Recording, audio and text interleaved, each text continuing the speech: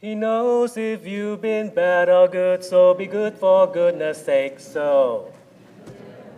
Okay. This is only going to work if we have a little energy, so let's try it again. He knows if you've been bad or good, so be good for goodness sake, so. Okay, good. All right. That's pretty good. Let's try another one. Now I'm looking around and I'm thinking some of you, shall we say, are seasoned enough like me to remember back in the old days before cable television. Raise your hands, some of you who remember the days before cable television, before DVDs, before Betamax, before all of those things.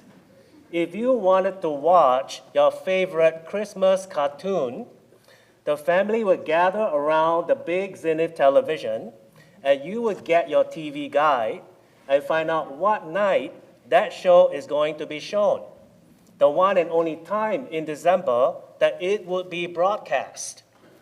And every one of those Christmas cartoons had a theme song. Then one foggy Christmas Eve, Santa came to say.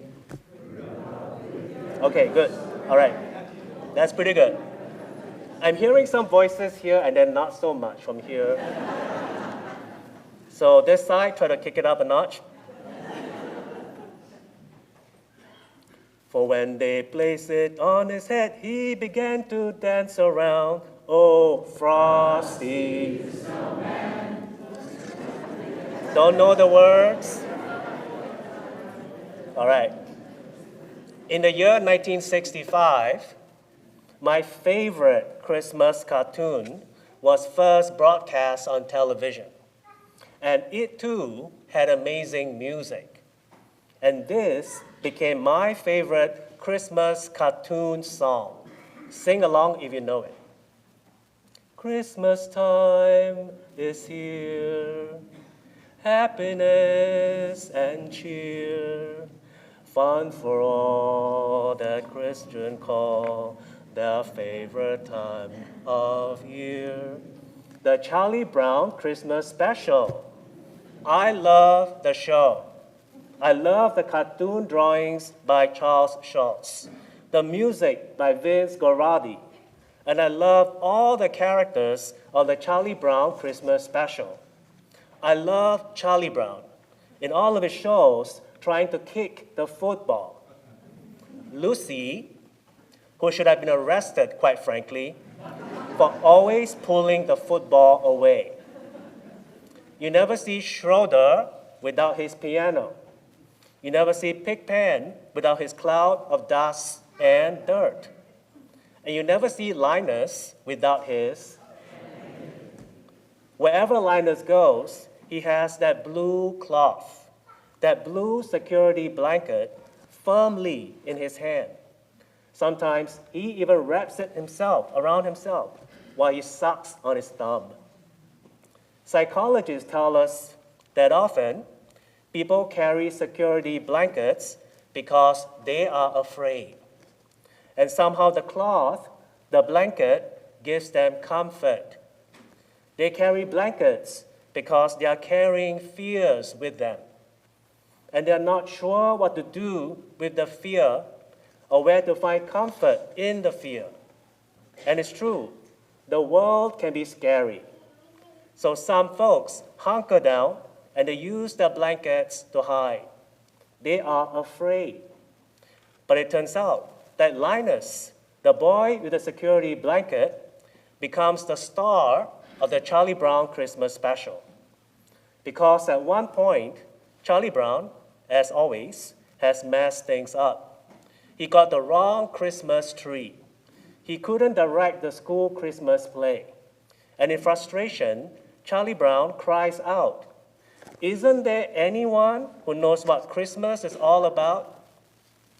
And Linus steps into the center of the stage and he says, "Lights, please." And then Linus proclaims the gospel passage from St. Luke that Deacon Joel just read to us. There were shepherds abiding in the field, keeping watch over their flocks by night. And lo, the angel of the Lord appeared unto them, and the glory of the Lord shone around them, and they were very much afraid. And the angel said to them, Fear not, for behold, I bring you tidings of great joy, which shall be to all the people.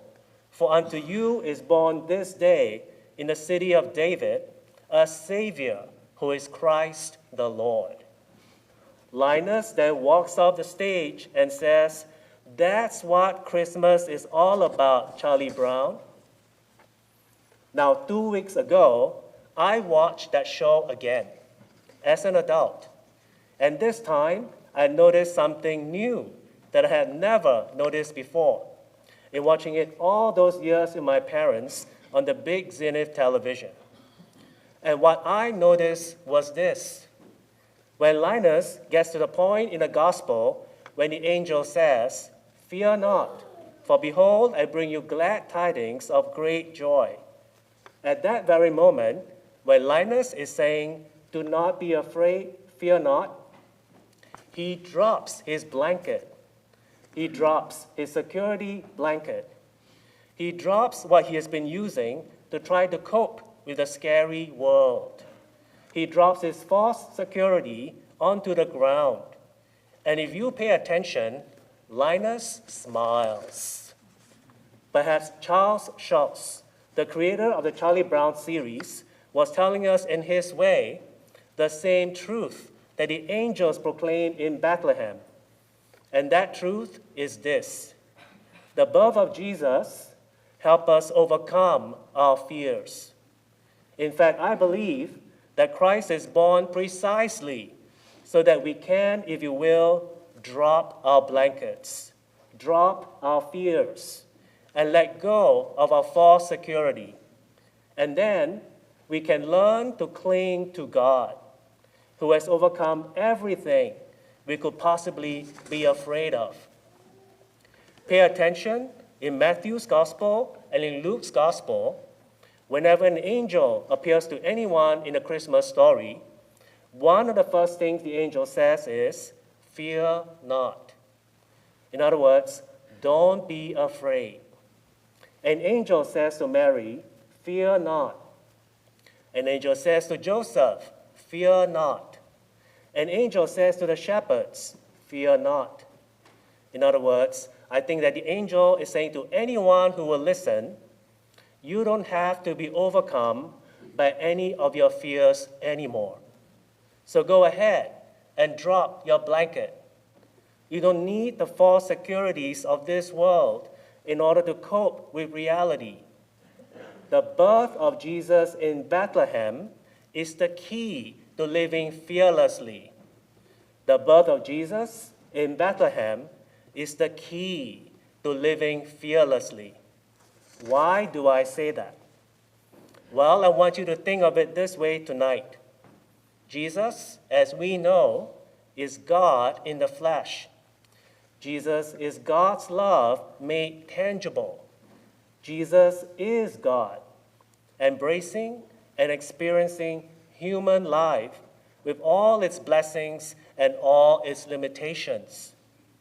We have a God willing to experience our limitations. For instance, the Gospel of St. Luke says that when Christ is born, he is wrapped by his mother in swaddling clothes. Swaddling clothes. He is wrapped up in cloth. What happens when you wrap a baby or anyone for that matter in cloth? He can't do anything for himself. He is completely dependent on others for everything.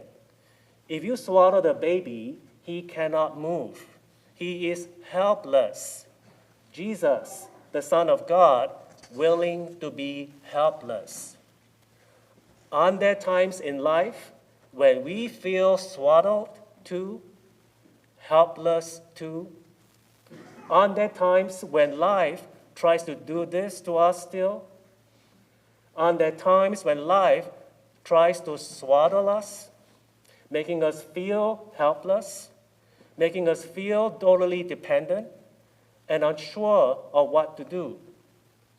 And when we feel helpless and unsure, many of us become, here's that word again, afraid. We are afraid of what we cannot fix. We are afraid of what we cannot change. We are afraid of what we cannot control.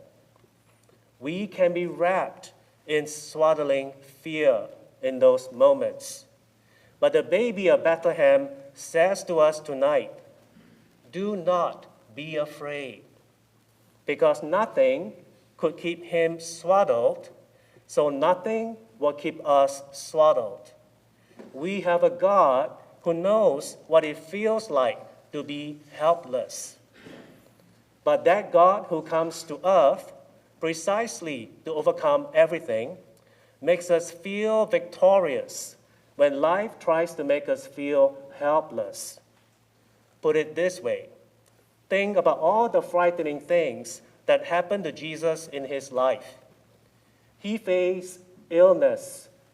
He faced rejection. Jesus faced a family and neighbors who didn't always understand him. He faced religious and political leaders who hated him. Jesus carried his cross, and then they crucified him on it. And after he died, they once again wrapped him in cloth, in burial cloth, and they laid him in a tomb. Is there anything we fear more than the tomb? And yet, our God goes into that scariest of places, into the most hopeless of places, and God can't be contained there. He couldn't be tied up there. The cloths are left behind, and he rises, and we rise with him. Still, in many parts of our world on this Christmas Eve, people are afraid. Tonight, they are afraid in Bethlehem. In Bethlehem, in Israel, in Gaza, in Ukraine, in hospitals and nursing homes, in places where violence and poverty steal people's hopes and create fear. Lots of folks are afraid tonight. But I think the gospel good news is this, that no matter what we may be afraid of tonight, Jesus has already experienced it. Jesus already knows it, and he has overcome it.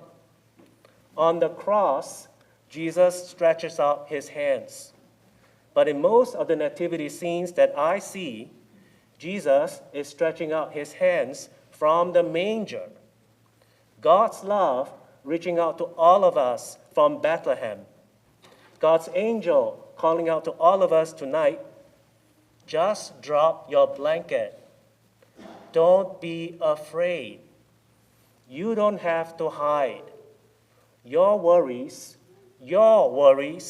are not as big as Christ's heart, and your fears are less powerful than God's love. There are still lots of things that we try to cling to in order to deal with a sometimes scary and confusing world. And we seek security in lots of things, and sometimes in people who often let us down. But the only one who will never let us down is the one who always lifts us up to life, up to love, up to the heart of our Father who art in heaven. In the cartoon, Linus listens when the angel says, "Do not be afraid." Tonight, my friends, as you come forward to receive Holy Communion, listen, because the angel is saying the same thing to you. Fear not. You do not have to be controlled by fear. Let go of what holds you back. Open your hearts and your hands to the miracle of Bethlehem, which we celebrate in the miracle of the Eucharist. Our God is real. Our God is here. So nothing to be afraid of. Merry Christmas.